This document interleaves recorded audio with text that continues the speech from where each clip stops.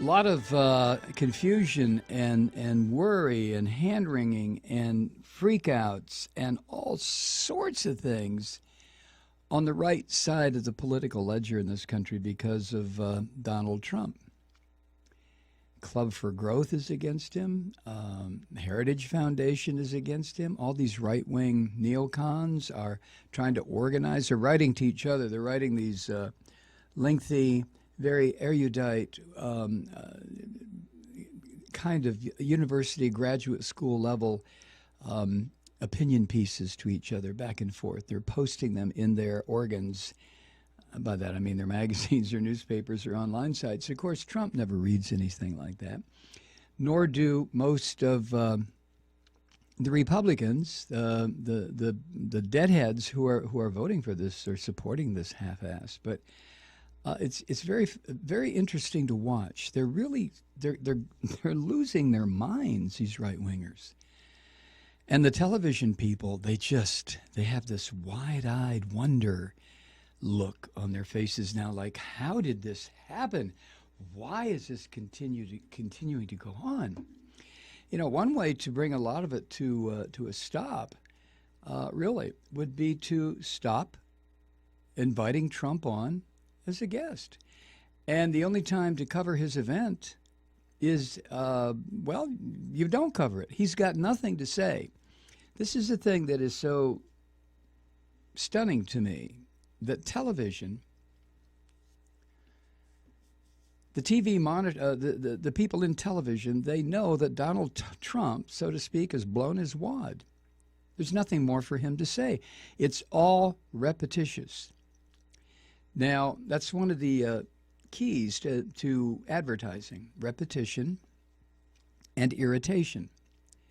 So Trump is employing both, and television is just sucking it up like a bunch of brain-dead assholes. It's just incredible. Now, television's making an enormous amount of money, as they do every year off the political season. What did Jeb Bush spend? $120 million. Jesus Christ. But the Trump thing, the way, I think, to throw just gallons of cold water on this fascist son of a bitch is to just stop putting him on television.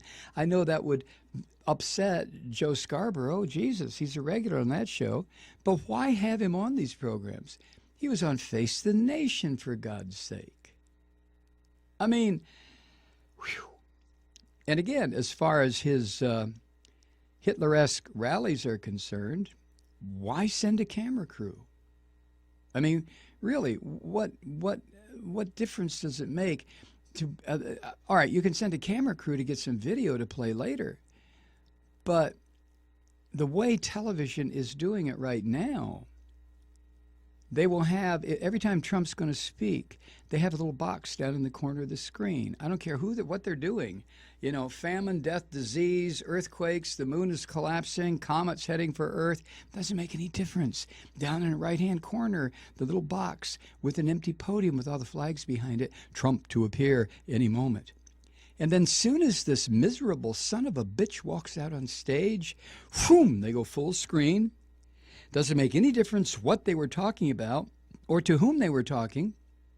As soon as this monster walks out, boom, full screen, everybody watch. Stop covering Trump. Just let him have his little Sieg Heil rallies with his bully boys and these psychos who are supporting him.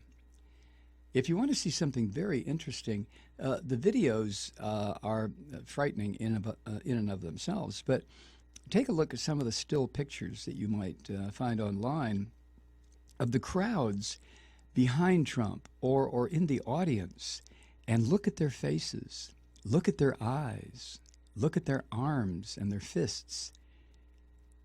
Man,